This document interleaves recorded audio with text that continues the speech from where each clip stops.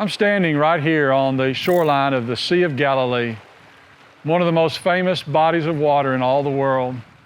It's right here where Jesus came to be with his friends, to teach lessons about life, and maybe to just enjoy the beauty of this marvelous place. But obviously, Jesus came here with a much greater purpose in mind that would change the lives of countless millions of souls around the world and throughout time, right here on the Sea of Galilee.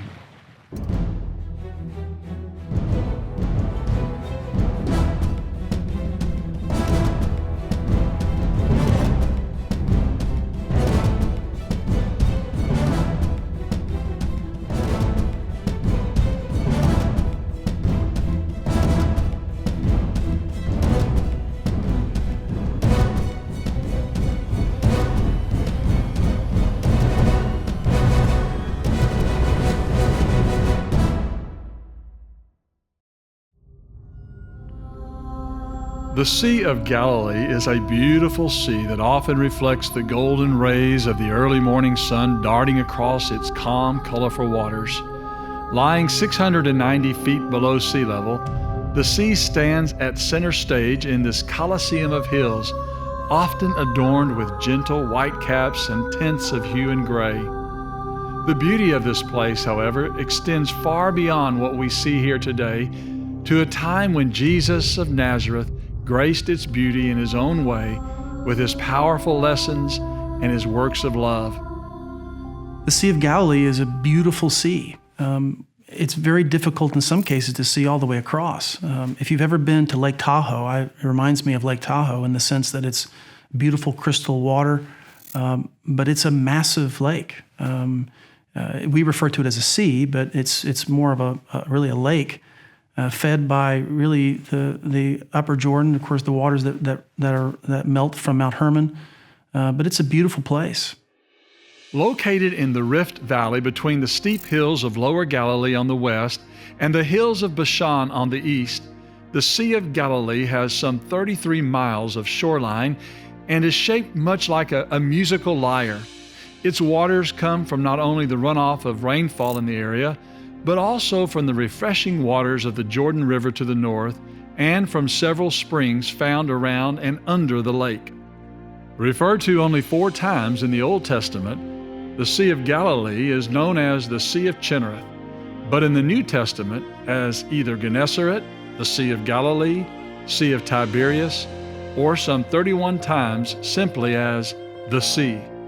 This western side of this 13 by 7.5 mile lake is located on a branch of the International Highway with cities like Magdala, Chinnereth, Capernaum, and Bethsaida lining its path. While each of these cities were important places in the ministry of Jesus, Capernaum was especially important because according to Matthew 4:13, this was the place where Jesus made his home during his public ministry. It was also the administrative center of the region and was an important trade city along the international north-south trade route. To this day, the remains of many different millstones and public buildings can be found here, a testimony to the commerce and trade practiced at this busy location during New Testament times. Somewhere by this 64 square mile lake and just outside of this important city of Capernaum, Jesus taught other lessons as well, lessons that were not merely heard but witnessed by others through the various miracles he performed. These miracles not only testified to his deity, but gave him opportunity to demonstrate his compassion toward others as well. It was somewhere near Capernaum that he healed a man of the horrible disease of leprosy. The Bible also says that when Jesus was entering into Capernaum, that he was met with a request by a Roman centurion whose servant was grievously sick, and he wanted Jesus to heal him. We don't know exactly where that story took place, but it could have been right here at the entrance of the ancient city of Capernaum. Somewhere in the vicinity of this lakeside town, Jesus, by the mere power of his word, healed the centurion's servant by saying to him, "As you have believed, so be it done unto you." It was also somewhere near this place that Jesus healed Peter's mother-in-law of her fever. Is this Peter's house seen beneath the chapel of this Franciscan monastery? We have no way of knowing for certain, but we do know, based on what was discovered here, that there was once in existence at this place a home from the 1st century that had been used for Christian gatherings. Capernaum, then, is a very special place, rich in terms of its location and its archaeological remains. Jesus performed a number of miracles in Capernaum, and it including helping people who were demon-possessed, and that's something we find in Mark chapter 1. And it seems to have been his practice to heal people with physical infirmities. We find that in Mark chapter 2. And the latter is a famous case where so many people want to hear Jesus that 4 friends tear a hole in the roof of the building where Jesus is to lower their friend down so that he can be healed. Now, these kinds of miracles did 3 things. They showed his love and concern for his people, they demonstrated his power as the Son of God, and then they confirmed the authority behind his teaching. As one makes his or her way through the ancient homes of Capernaum, the remains of a synagogue of the Jews is easily in view. Though not the ruins of the actual synagogue visited by Jesus, it is a synagogue built on top of the foundation that was in existence during the time of Christ. The remains of that 1st century synagogue can still be seen in the visible basalt foundation, a type of volcanic rock used for building projects during the time of Christ. The present synagogue, built sometime around the 4th century AD, is of great importance because it gives us an excellent idea of the design and layout of an ancient house of worship utilized by the Jews. Its floor plan, though larger in size, is similar to the one recently discovered near modern Migdal and now identified as a 1st century synagogue in the ancient fishing town of Magdala. Since the Gospel of Matthew records that Jesus went about all Galilee teaching in their synagogues, it is almost certain that Jesus walked in this place and taught from this Torah reading table, now known as the Magdala Stone. The word synagogue basically means a gathering place. They were places where the Jews could gather, study, learn, pray, worship. Certainly by the time of the New Testament, synagogues were found throughout Israel and in various Middle Eastern cities where the Jews resided outside of Palestine. Similar in design to the synagogue built at Chorazin, just a few miles to the north, the synagogue at Capernaum is different, with imported white limestone used in its construction and elaborate artwork inscribed on its columns and remains. Notice the vine and fig leaves, geometric designs. A 4th century Aramaic inscription on one of the broken columns reads the name of the donor. These names in the Greek form, Alphaeus and Zebedee, are mentioned in the New Testament. One of the carvings of a cart may depict a portable Ark of the Covenant. Also, among the decorations is a common geometric design of the ancient world symbolizing fruitfulness. Imagine Jesus coming into the synagogue that once stood in this place. And as he came into this synagogue, healing a man's hand that had been withered, or casting out that demon out of a man who had been tormented by the powers of Satan. Imagine also Jesus telling others about the love of God and preaching to them out of the Torah. Imagine Jesus reminding them that he had not only the power to heal, but also to forgive. Oh, the joy that must have been experienced by those so afflicted by life's sorrows. As I sit in this ancient synagogue, I can't help but reflect upon what it would have been like to be present when Jesus was preaching. How would I have responded? How would I have changed my life to become more like his? While walking along this hallowed ground, I have to wonder what else took place here. Did he perform miracles here other than those specifically mentioned in the Bible? The Bible records nowhere near all of the miracles that Jesus performed. In John 21, he tells us that if all of the miracles of Jesus were written in detail, I suppose the world itself could not contain the books that would be written. Of course, Jesus did many, many miracles that are not recorded in the New Testament, but the ones that are recorded to create faith, that we can have confidence that Jesus is the Son of God, which is proven by his miracles, and that he can keep the promises that he's made to us. Indeed, Jesus was truly a great miracle worker who came to the synagogue to worship and to read and study the Torah and to minister to others. But his work would also take him into other places outside of this synagogue and out onto the beautiful Sea of Galilee, where his disciples learned some very important lessons and where he performed some amazing miracles. Not only did Jesus perform miracles near the sea, but Jesus also demonstrated his power on the sea. In fact, it was on one occasion, while the disciples were struggling to maintain the safety of their boat, that Jesus came walking on these waters. The Gospel of Matthew tells us that the disciples of the Lord were in a boat at night, headed to the other side, when halfway across they encountered heavy winds and high waves. Having gone up to the mountain to pray, Jesus now appeared to them, walking on the water. Frightened by what they were seeing, Jesus said, "Be of good cheer, it is I. Be not afraid."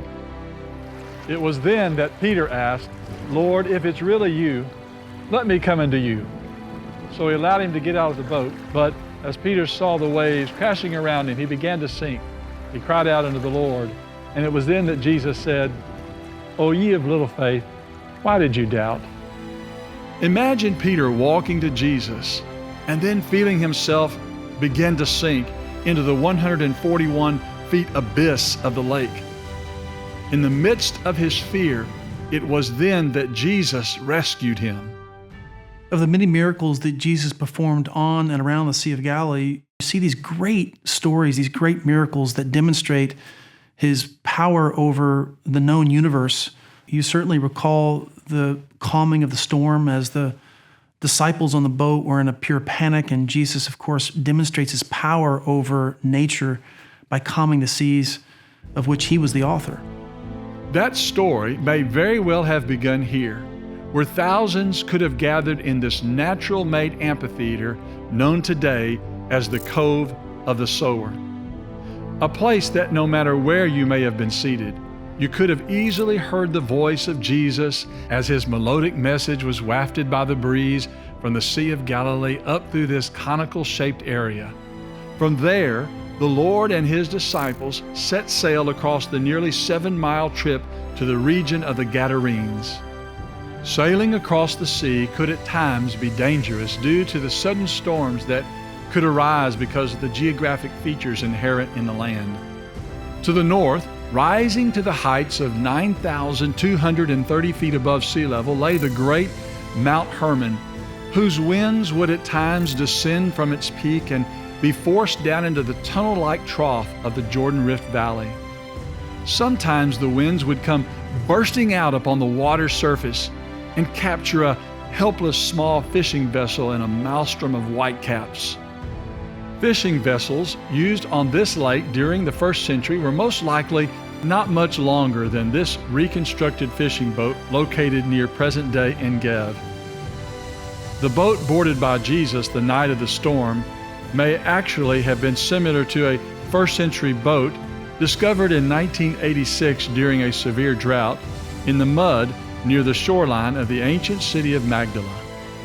As the waters receded, parts of this 27-foot long by 7.5-foot wide vessel became visible and was excavated and brought to the Yigal Allon Museum in Gennesaar. The Jesus boat has a fascinating story. It was discovered by accident during a drought in 1986 when the water level of the Sea of Galilee receded enough to expose the boat. Now, it's a good 1st century example of what Jesus and his followers would have used in their travels. In his writings, Josephus indicates that as many as 15 men could have fit into a boat like this, but it wouldn't have provided much protection during a storm like the ones we read about in the Gospels. Just imagine how they must have felt in such a small boat, struggling to maneuver through the crashing waves, petrified as they watched their boat fill with water and felt themselves beginning to sink into the darkness of the storm. In their desperation, they questioned the Lord's care and concern for them, asking, "Master, do you not care that we are perishing?" It was, however, in the midst of that furious storm that the disciples, like never before, began to see Jesus as more than just some great teacher. They began to see him as a great miracle worker, as the Son of God. Just hours before, in that same boat, Jesus was teaching them about the importance of having a receptive heart. But now his words taught them that he had power over heaven and earth, and that with his words, he could calm the storms by simply saying, "Peace, be still." Following the calming of the storm, the disciples found themselves safely reaching their destination on the other side of the lake, where they were met by an unusual sight: a scar-ridden, clothes-less man who was being tormented by some unclean spirit. On the eastern side of this lake, Jesus and his disciples met this tortured man who was longing to be free of his demons. From a wild storm to a wild man here at the Sea of Galilee, Jesus revealed that the lives of men are sacred and not to be overwhelmed by the powers of nature or Satan.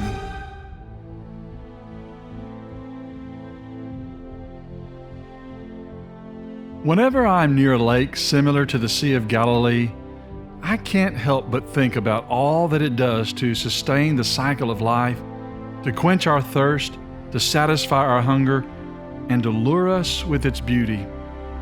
But also, when I'm at the water's edge, I tend to think a lot about Jesus, his miracles, and his message of salvation. Because of all that the Lord did and said in Galilee, you and I today can have confidence in knowing that the same powerful words uttered here can likewise today calm the storms of marital conflict, financial ruin, or personal tragedy. Whenever something endangers us, seeks to control us, or threatens to sink our boat, we must learn to rely on Jesus, reach out to him in faith, and trust in his powerful words. Words, while uttered some 2,000 years ago, are just as powerful today as they were the day he uttered them out on that tumultuous lake in the region of Galilee. But finally, not only did the words of Jesus calm the storm, it also compelled a small band of men to leave their livelihoods and begin a new work of fishing for men. The power of Jesus is seen not only in his ability to calm the storm or to walk on water, but also in the miracle of the catch of fish in Luke chapter 5.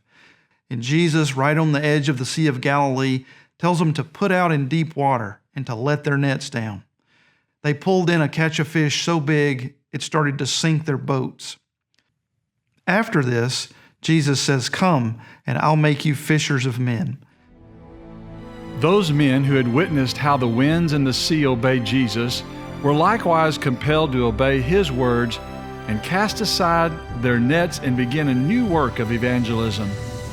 May each of us today be enthralled by the awesome power displayed by Jesus at Galilee, and may each of us dedicate our lives to following and obeying the great miracle worker of Nazareth and the one who calms the sea.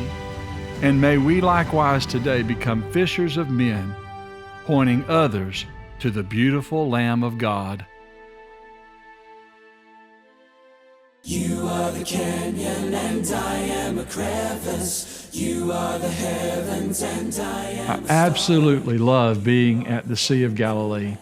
There's a natural beauty associated with that place. It sits some 600 feet below sea level, nestled among several graceful hills and unique geographical formations that give it a sort of Colosseum effect. And on the southwestern side, there is this majestic-looking escarpment called Mount Arbel that towers above the lake. On the northern side, the Jordan River empties its refreshing waters into this 141 feet deep lake. And from that perspective, to me, the lake looks as if it's in the shape of a heart, with the bottom of the heart pointing in the direction of Jerusalem. Seeing the lake at dawn is extra special. It's so peaceful, so serene, especially when you stand at the water's edge and watch the sun come up over the mountains of Lower Golan and see those golden rays reflected on that beautiful blue water. It's one of God's greatest masterpieces. But even more thrilling than the natural beauty of the place is the knowledge of what took place on and near the Sea of Galilee.